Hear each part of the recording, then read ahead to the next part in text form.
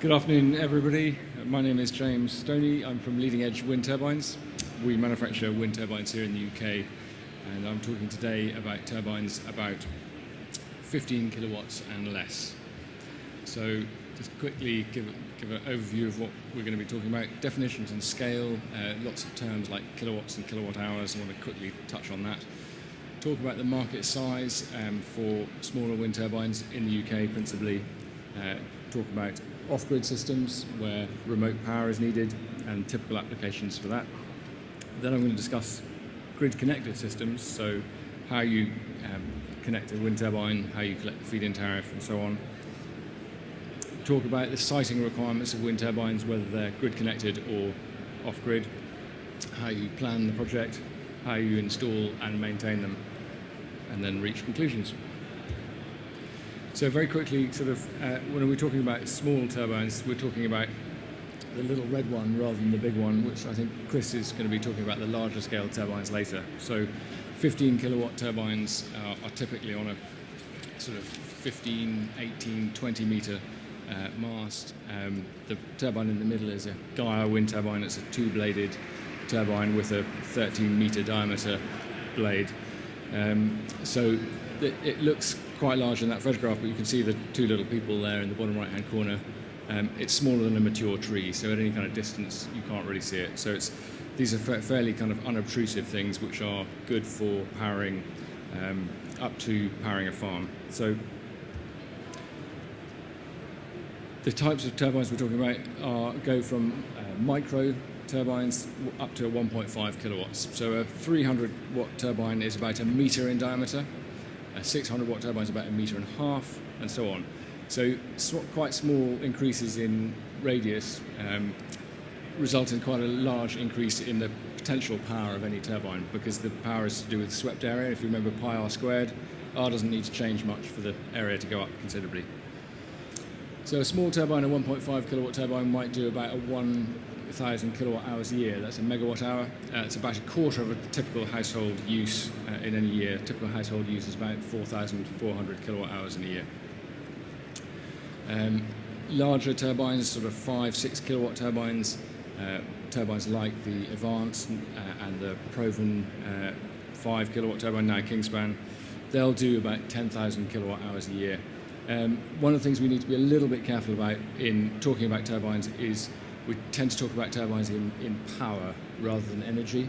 So there's this kind of distinction between a 6 kilowatt turbine, which apparently is more powerful than a 5 kilowatt turbine. But actually what you need to do when you're choosing your turbine is work out what energy might be delivered by the turbine in any location, because that's the key thing. So the power is actually to do with the power at a particular wind speed. Typically that wind speed is not achieved most of the time. So you need to be very careful about confusing kilowatts and kilowatt hours. The largest turbine shown here is a sort of 15 kilowatt turbine, and like I say, that's about 9 meters in diameter.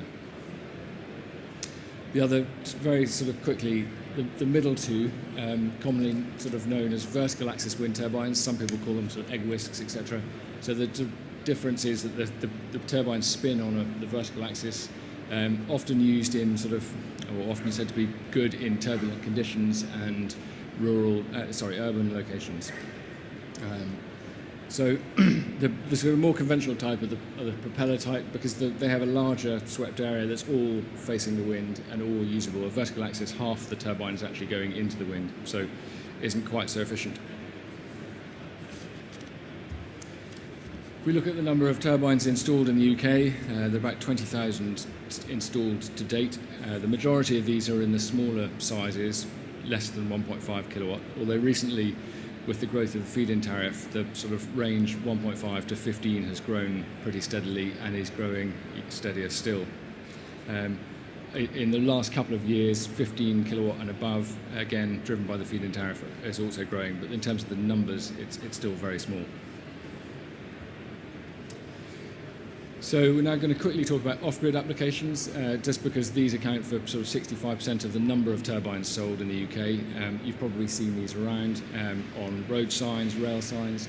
Often that's where power is incredibly expensive to get to the road sign which says dangerous corner. A turbine will pay for itself almost immediately because it saves the cost of the cabling. Domestic residential applications where turbines can actually, if the DNO, the distribution network operator, wants to charge a large amount to connect a property to the grid, it can be more cost effective just to put a turbine and some solar panels in.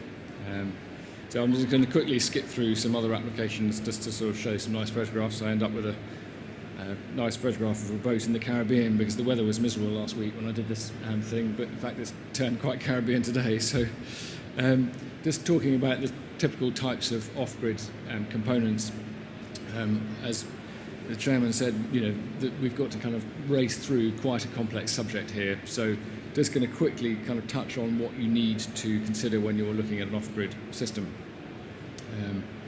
First of all, the key place to start is your loads, because unless you determine and minimise your energy use, when you kind of work it all backwards, you end up with a huge requirement for solar panels and turbines. So it becomes more expensive. You've got to try and minimise what you're going to need.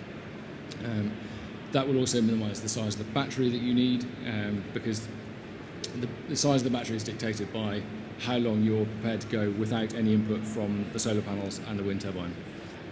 Solar panels very often have their own charge controller. These are relatively cheap, so you can expand that relatively easily. In this case, I'm using a diversion charge controller which will monitor the battery voltage and will dump any heat as and when the batteries get up to voltage. Now we're going to talk about grid-connected turbines. They're typically freestanding. You don't want to mount a turbine to your house for a number of reasons, not least because your house wasn't designed for that. You won't get any decent production out of your turbine, and don't ever buy a turbine for to mount on your house. So this graphic from Renewable UK is a very good illustration of how a turbine generates electricity. And in the first instance, it gets used by the house or the farm or whatever residence it's connected to. So that will save you buying electricity from the grid. If there's any surplus, if you're generating more than you're using, it will be exported onto the grid. So you can see there's an export meter at the bottom left there, which shows what you've exported. Now the feed-in tariffs, which I'll talk about in a little bit more detail, are actually mostly paid where you've got a G there for your generation meter. So you get paid for everything that you generate, whether you use it or not. So you also get paid typically about 3p for what you export. Now your input, typically electricity is anywhere between 10 and 12p.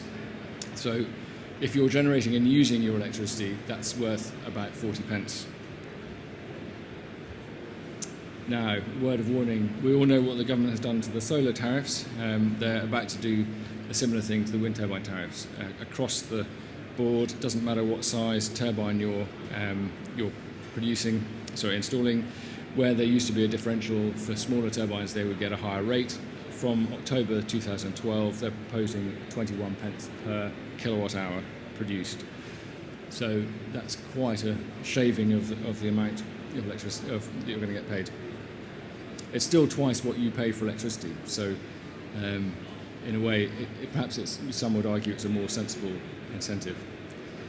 In order for you to collect the feed-in tariff in the UK, the turbines must be MCS certified, Microgeneration Certification Scheme certified. There are currently about 15 models, slightly more variants, but 15 basic models that are certified. The full list is available at that rather long URL, which I've put up there. I'm not going to read it out. And there are more being added as we speak.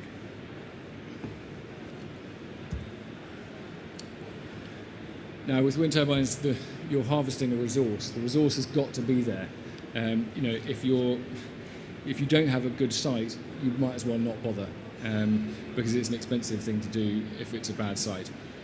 So the power in the wind is proportional to the cube of the wind speed. If you double the wind speed, you get 8 times the power. So if you double it twice, you're going to get 64 times the power. So there's considerably more energy where it's very, very windy. So check the UK wind speed database for your area. That will give you a good indication whether or not it's windy. Monitor it if possible. Install an anemometer. typically for at least 3 months.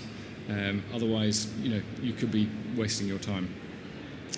Seek your local installer's advice. They'll have probably installed turbines in your area. They'll probably have experience with particular models and be able to point you to sites nearby, other places where they've had them installed for a year or two, and you can get a better indication of what you're going to get out of the turbine. But like any investment, it's really important you do this research, because otherwise you can be disappointed. It's very easy to overestimate the power in the wind and what you're going to get out of it.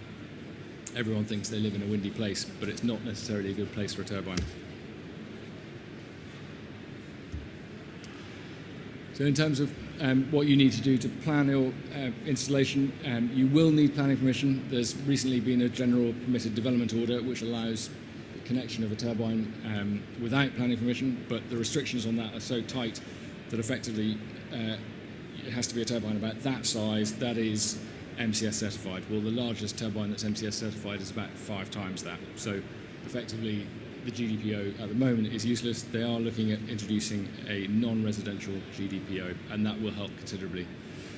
Anecdotal evidence will suggest that planning permission is quite difficult to get, but actually about 75% of applications do succeed. So the key thing is to sort of speak to your neighbours first. I've had a number of clients who have just gone ahead. The first thing their neighbours have seen about an installation is the announcement in the local paper, and of course the first thing that they think about is a turbine like at the beginning of the slide, absolutely enormous 1 megawatt turbine behind their house, and they're terrified. So it's really important you educate people. Most people don't know about the sort of scale and size and noise of turbines, and it's the fear of the unknown. Once people know what's involved, they're generally supportive of it. Speak to a local authority. Most of them, 3 years ago, it's quite difficult, maybe more.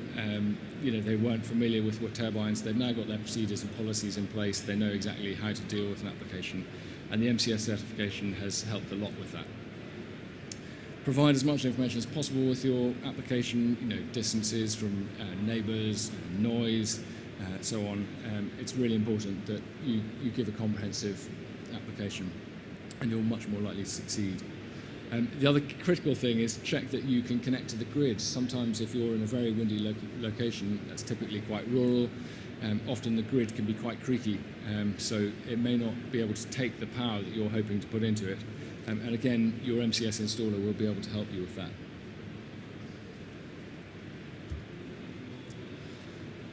There's just some photographs of a sort of 2.4 kilowatt turbine, Skystream. This is the smallest turbine that is available on the MCS certification, on the MCS list.